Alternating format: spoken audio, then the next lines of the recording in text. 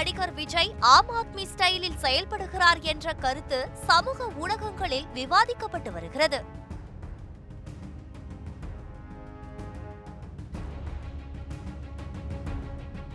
கோணம் 1.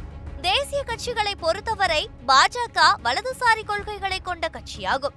காங்கிரசோ அவ்வப்போது இடதுசாரி போன்று வேடம் போட்டாலும் அது பின்பற்றும் பொருளாதார கொள்கைகள் வலதுசாரி தன்மை கொண்டவையே. இந்த நிலையில் இருந்து மாறுபட்டு செயல்பட்டதுதான் ஆம் ஆத்மி. அதே வழியில்தான் விஜய் செல்கிறார் என்கிறார்கள். கோணம் 2.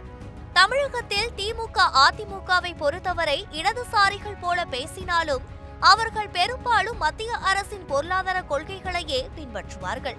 ஆனால் நடிகர் விஜய் ஆம் ஆத்மி போன்ற தேசிய கட்சிகளுக்கும் திராவிட கட்சிகளுக்கும் மாற்றாக ஒரு நடுநிலையான ஒரு அணுகுமுறையை வகுக்கப் போகிறார் என்கிற எதிர்பார்ப்பு எழுந்துள்ளது.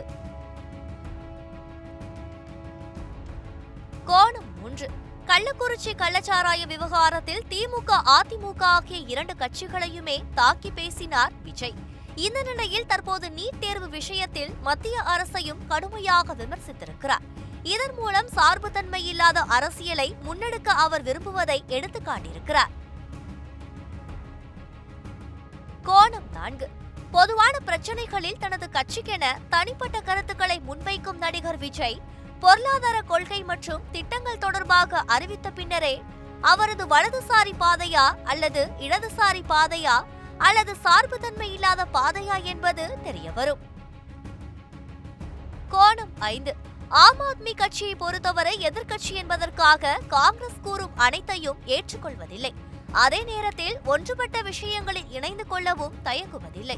இதுவே ஆம் ஆத்மியின் தனித்துவத்தை டெல்லியிலும் பஞ்சாபிலும் நிலைநிறுத்தியது. ஆனால் தமிழகத்தின் அரசியல் தட்பவெப்பநிலைக்கு ஏற்ப நடிகர் விஜய் தனது அரசியல் பாதையை முடிவு செய்யக்கூடும்.